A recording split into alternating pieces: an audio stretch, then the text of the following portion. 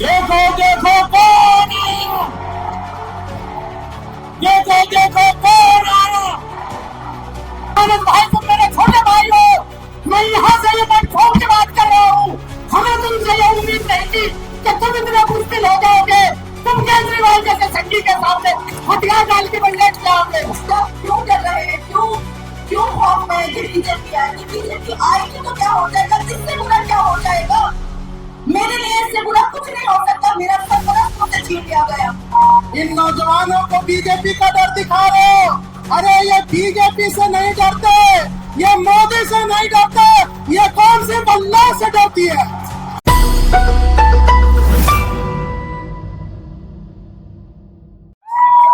पिछले बार हमारे मेहमान खुसूसी माजिद साहब ने शक्ति कपूर का हिसाब लिया था। आज थोड़ा सा हम भी हिसाब ले लेते हैं कि 1992 से लेकर आज तक कितनी बार विधानसभा चुनाव हुई है। 1992 में विधानसभा बना है ये, आज तक बीजेपी नहीं आई है।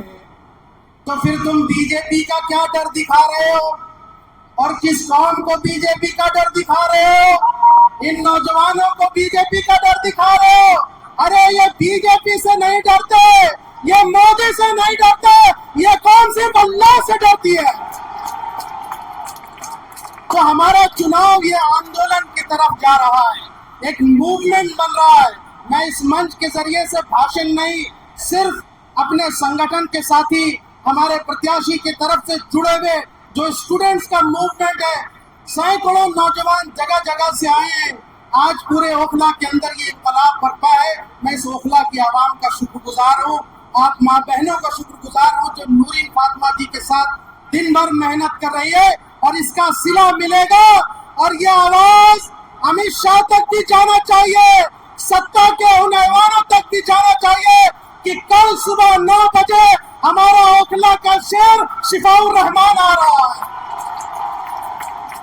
तो आज हम आपसे जमहूरियत तौर पर ये वोट भी मांग रहे हैं, लेकिन हमारा रिश्ता बहुत गहरा है साथियों। बताओ हमारा रिश्ता क्या है? तेरा मेरा रिश्ता क्या? तेरा मेरा रिश्ता क्या? इनकलाब जिंदाबाद। 5 तारीख को इंशाल्लाह जिताकर आपको भेजना है, आपका शेर सदन में दहाड़ेगा इंशाल्लाह। सलाम अलैकुम। फेंक दिया था, सारे हिंदुस्तान के मुस्लिम लीडरों की जबान पर ताले लगे हुए थे। कोई मिल्ली जमात हो, कोई मजहबी जमात हो, कोई सियासी लीडर हो, कोई एमएलए हो, कोई एमपी हो, एक्स मिनिस्टर हो, किसी की हिम्मत नहीं थी एक जुमला उसके खिलाफ बोल सके। दिमागों पर कर्फ्यू लग गए थे लोगों के उस वक्त। उस वक्त क्या हुआ? जामिया के कुछ सरफिरे बच्चों ने ये बेड़ा उठाया कि हम इस दौर के आने वाली नस्लों के मुस्तकबिल के लिए अपने आप को झोंक देंगे, अपने आप को दांव पर लगाएंगे। जब उन्होंने झंडा बुलंद किया इस बगावत का, इस कानून से, तो पुलिस ने कैंपस में घुसकर, लाइब्रेरी में घुसकर उन बच्चों के हाथ तोड़ दिए, पांव तोड़ दिए, आगे तोड़ दिए, सब तोड़ दिए। और फिर एक बार वो सन्नाटा छा गया। उस सन्नाटे के बीच में से एक आवाज उठी, उस आवाज का नाम था शिफाउर रहमान। उसी शिफाउर रहमान ने जो जामिया का प्रेसिडेंट था, जामिया के गेट नंबर 7 के सामने वहीं पर मंच काट दिया और वहीं पर धरने पर बैठ गया। अपने सब दोस्तों को बुलाया, लोगों ने अपने रिश्तेदारों को बुलाया, माँ बहनों को बुलाया और वहां पर ऐसा जबरदस्त डेलीगेशन खड़ा कर दिया कि जब वहां पर जगह तंग पड़ गई तो शाहीन बाग में जाकर के दूसरा एजुकेशन जमाना पड़ा। और फिर इस तहरीक का नाम पूरे हिंदुस्तान में शाहीन बाग तहरीक बन गया। और ये शाहीन बाग तहरीक एक दीवाना बाग तहरीक बन गई। इस हुकूमत की नाक में नाक डाल दी, दम कर दिया। जब इस हुकूमत के पास बचकर भागने का कोई रास्ता न बचा तो फिर कोविड के बहाने से शाहीन बाग तहरीक को खत्म किया। कमीनापन वाला दर्जे का जो दिखाया इसमें, सबसे पहले कमीनापन जो दिखाया वो उस आम आदमी पार्टी के लीडर केजरीवाल ने दिखाया, जिसके पीछे हम भी थे, महमूद भी थे और मैं तो उन लोगों में से था कि जो शायद 4, 6 और 10 लोग ऐसे होंगे कि उसके ड्राइंग रूम में जाकर के मुझसे बात बनवा लिया करता था। लेकिन जब उसका ये खिलौना किरदार हमने देखा, हमने उसके मुंह पर वही थूक दिया। आज हमारे इलाके से दो बातें और सुन लीजिए।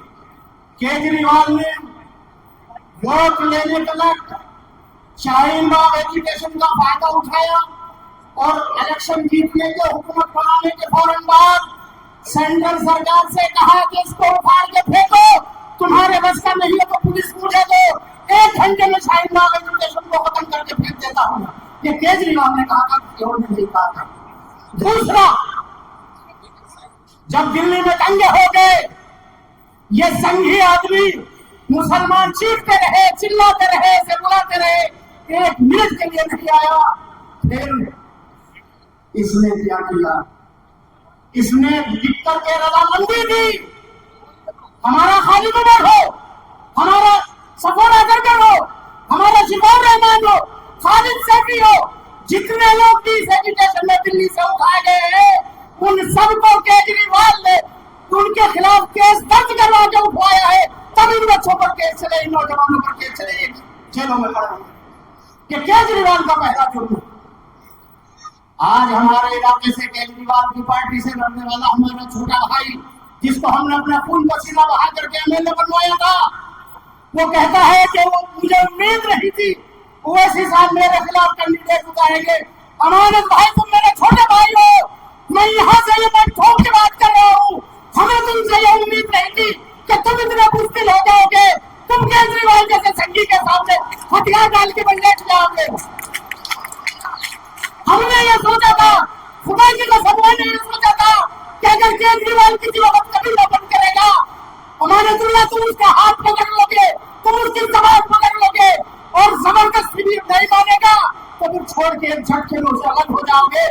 तुम्हारे अंदर मैंने, क्योंकि तुम्हारा खानदानी रिश्ता मैं जानता हूँ, तुम्हारे वालिद का मुझ पर एहसान, मैं जो दोबारा रोजे नमाज की तरफ आया, हाफिज कुरान दोबारा से बना, ये तुम्हारे बाप का एहसान है मुझ पर।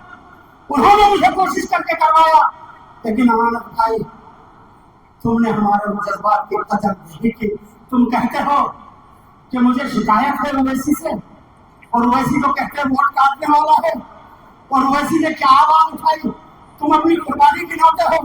हालांकि मैं ये कहता हूँ, मैं सच्ची बात है ईमानदारी की, कि तुमने शुरू के 2-2.5 साल कुछ काम किया है, इसके अलावा कोई तुम्हारी कुर्बानी नहीं। तुम्हें जब केजरीवाल ने जिस काम के लिए कहा तुमने वो किया, जिससे रोक दिया तुम रुक गए।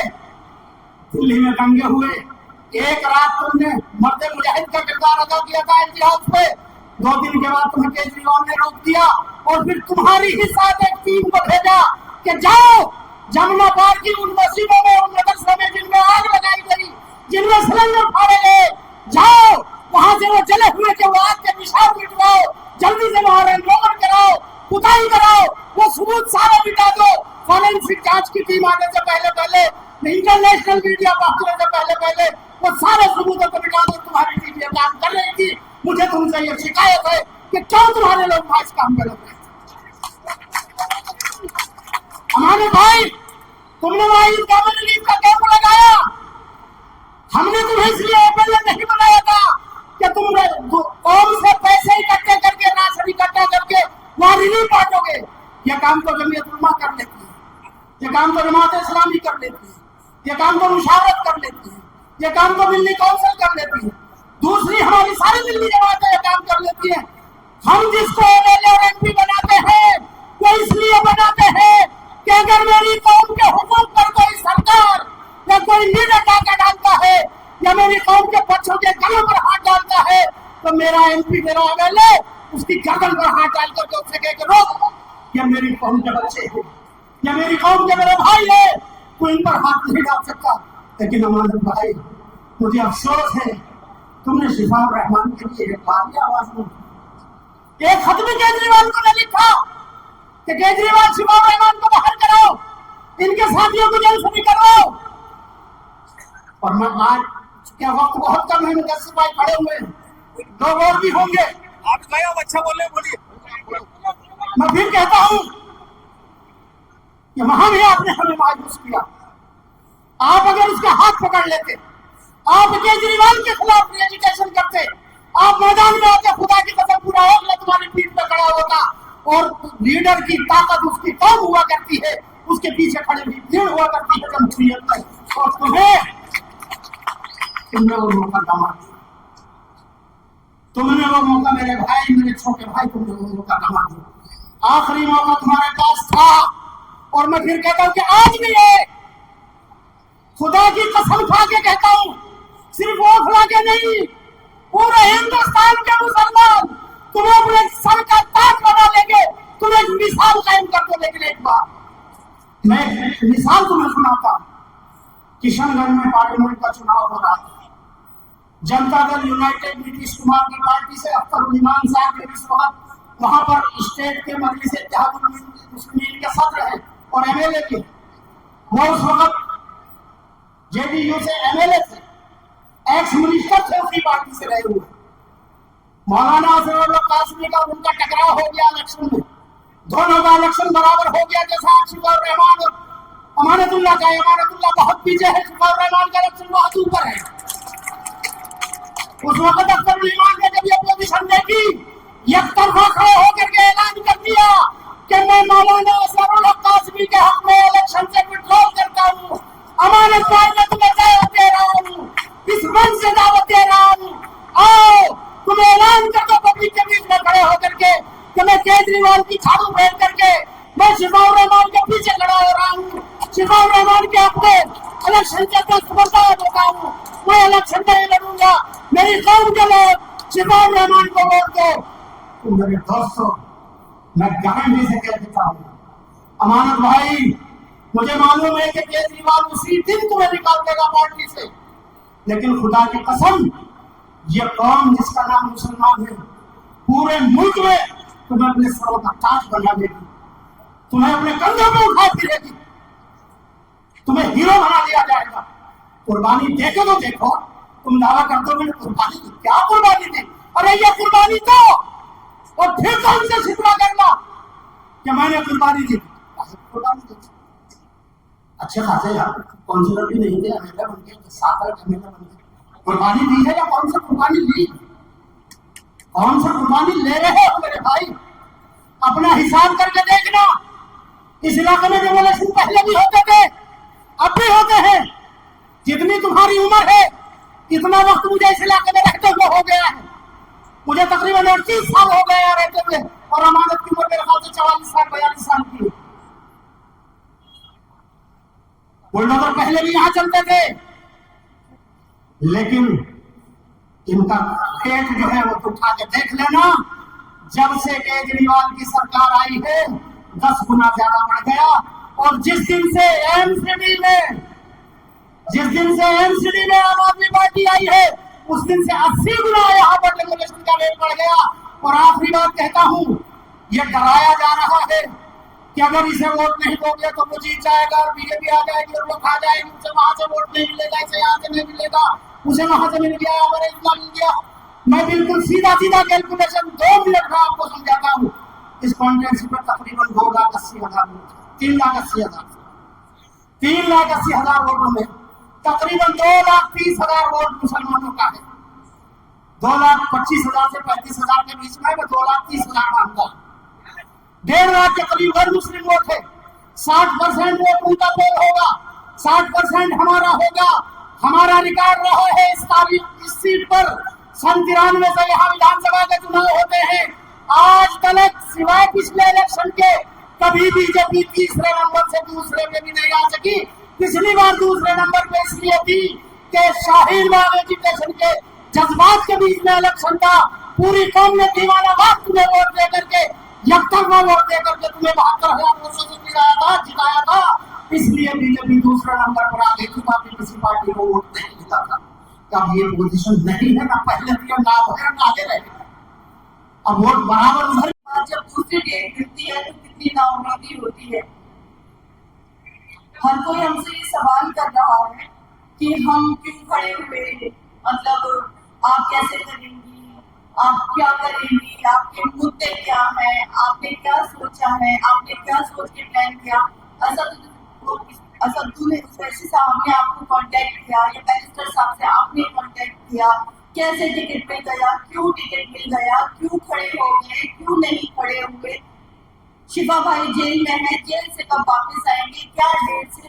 या अल्लाह, इतने सवाल 5 साल में आप लोगों ने एक बार नहीं पूछा कि आपकी ईदें कैसी गुजरी, आपके रमजान कैसे गुजरे? आप बीमार तो नहीं हुई? आप बीमार हुई तो आपने अपने बच्चों को कैसे संभाला? आपने बच्चों को स्कूल कैसे भेजा? आपकी स्कूलों की फीसें कैसे जमा हुई? आपने खाना कैसे खाया? आपने खाना कैसे बनाया? एक बार भी आप लोगों को याद नहीं आया? जब हम लोग ताकतवर होकर, उम्मीद रखकर आप सब पर आज खड़े हुए तो मैं फिर लंगड़ा करना चाहते हैं, फिर हमें उन गुमनाम गलियों में डालना चाहते हैं जिसमें हम रह रहे थे। क्या आप चाहते हैं कि हम बोले ही नहीं, कुछ भी नहीं करें, जुल्म को सहते रहे? मुझे लगता है जुल्म करने वाले के साथ साथ जुल्म होता हुआ देखकर खामोश रहना भी उतना ही गुनाह है जितना जुल्म को करना। हर कोई ये पूछ रहा है कि हम इलेक्शन में क्यों खड़े हैं। आप ये बताइए, मेरा बेटा है, आपसे 5 साल पहले कितना बड़ा हो,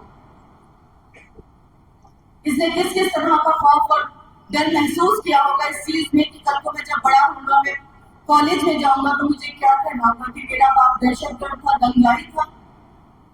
क्या हम लोगों का हाथ नहीं? हमारी गलती क्या थी? ये गलती थी कि उस प्रोटेस्ट का हिस्सा थे। जो चीज आज मैंने की है, जो आज मुझ पर सवाल उठा रहे, उन लोगों ने जो आज बैरिस्टर साहब पर सवाल उठा रहे कि उन्होंने आपको क्यों टिकट दिया, वोट काटने के लिए टिकट दिया। अरे हम वोट काटने के लिए नहीं, हम जीतने के लिए खड़े हुए हैं।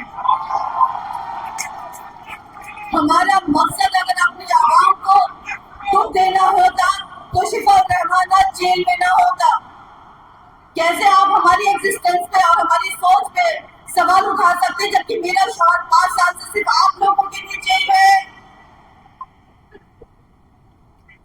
रोते रोते मेरे आंसू सूख गए, इंतजार करते करते इसकी मां की आंखें सूख गई हैं। उम्मीदें हमारी ठंडी पड़ गई इस चीज के लिए कि कभी हमें इंसाफ मिलेगा। आज मैं आप लोगों के पास आई हूँ, आप बताइए, क्या शिफा रहमान गलत है? क्या शिफा रहमान ने कुछ गलत किया है? एक बंदा आकर बोले, एक बंदा आकर मुझे ये बताए कि शिफा रहमान ने उसके साथ गलत किया है। जो आप बताएं, क्या शिफा रहमान के साथ जो 5 साल में हुआ, क्या वो होना चाहिए था? मेरे बच्चों की क्या गलती है? क्या आप लोगों के बच्चे नहीं है? क्या शिफा रहमान आपका नहीं है? आज आप क्यों डर रहे हैं? क्यों खौफ में है कि बीजेपी आएगी? बीजेपी आएगी तो क्या हो जाएगा? इससे बुरा क्या हो जाएगा? मेरे लिए इससे बुरा कुछ नहीं हो सकता। मेरा सरपरस्त मुझसे छीन लिया गया क्योंकि आप तक ही आप नहीं पहुंची है, तो इसलिए आप सवाल खड़े कर सकते हैं। मेरे सवाल तो खत्म हो चुके हैं क्योंकि मैं तो 5 साल से सवाल कर रही हूँ, लेकिन जवाब ही नहीं मिला। तो आप भी अगर मेरे साथ मिलकर मेरे इन सवालों में शामिल होंगे तो शायद जवाब आए और आप भी कटघरे में खड़े होने से बच जाए। आज मैं अपने बच्चे को अपने साथ सिर्फ इसीलिए लाई हूँ कि मैं तो सब्र कर सकती हूँ, लेकिन बच्चों की सब्र अब नहीं, दुख नहीं देखा जाता। ठीक है, आप खुद सोचिए, आपके भी बहन भाई होंगे, आपके भी बच्चे होंगे, भतीजा भतीजी होंगे, भांजा भांजी होंगे। आपके बताइए इन बच्चों की क्या गलती थी? हम तो बड़े हैं, सब्र कर लेते हैं, लेकिन बच्चे तो मासूम होते हैं,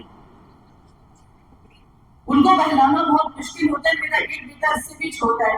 आज मैं उसको बुखार की हालत में छोड़कर आपके पास यहाँ वोट अपील कर रही हूँ, उसके बावजूद भी हर कोई मुझे कटघरे में खड़ा करता है कि आप क्या कर लेंगी। अरे मैं वो कर लूंगी जो आपका पिछला एमएलए नहीं कर सका।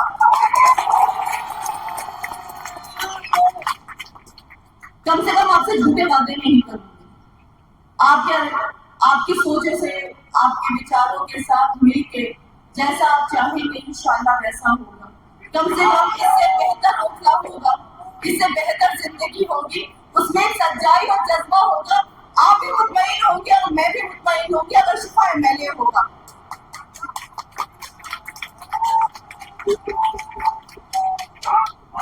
आप ये सोचिए कि अभी शिफा रहमान को सिर्फ हमने उम्मीदवार बनाया है तो बड़े बड़े दिग्गज नेता यहाँ आने लगे, क्योंकि हम लोगों ने उनको इतना इजी टू मूव कर दिया था।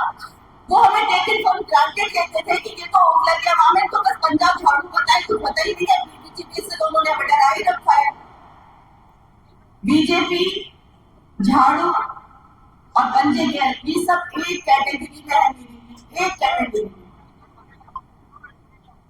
तो बीजेपी और पंजे के अलावा जब कुछ आया, वो सॉरी झाड़ू के अलावा, तो देखिए लोगों में हलचल मची, बड़े बड़े दिग्गज नेता आने लगे कैंपेनिंग के लिए, नहीं तो फ्री में हो जाते थे इलेक्शन। तो जब शिफाउर रहमान एमएलए बन जाएगा ना, आज ओखला की जो सीट है वो हॉट सीट बन चुकी है। किसकी वजह से? शिफाउर रहमान की खड़े होने की वजह से। मुस्तफाबाद की भी सब जगह चर्चे है, किसकी वजह से? ताहिर भाई की वजह से। तो आप ये सोचिए, जब आज उम्मीदवार बनने के बाद भी चर्चे हम लाइमलाइट में आ चुके हैं, तो कल इंशाल्लाह जब हम एमएलए बन जाएंगे हमारे शौहर ताहिर भाई, तो आप ये सोचिए इस ओखला का क्या निजाम होगा, लोगों की नजर रहेगी। क्योंकि यहाँ का मुसलमान बेवकूफ नहीं है, यहाँ का मुसलमान छोटी छोटी टॉफियों से बहकने वाला नहीं है, वो जज्बात को समझता है, वो इंसान है, कोई भेड़ बकरी नहीं है कि जिधर चला तो उधर चल जाए। उसके जज्बात है, वो आपकी तरह बुज़दिल नहीं है, वो दूसरों के एहसास से नहीं खेलता। मुझे अपनी आवाम से, अपने ओखला के अपने सारे बहन भाइयों से उम्मीद है कि इंशाल्लाह वो मेरी परेशानी को बिना बोले समझेंगे। मैंने बहुत बोली है, मैं आप लोगों से प्लीज दरख्वास्त करती हूँ, मेरे शौहर शिफाउर रहमान के लिए वोट कीजिए, और इतना वोट कीजिए कि अल्लाह ताला उन्हें बहुत अच्छी वाली कामयाबी अता फरमाए, मेरे लिए नहीं तो मेरे बच्चों के लिए।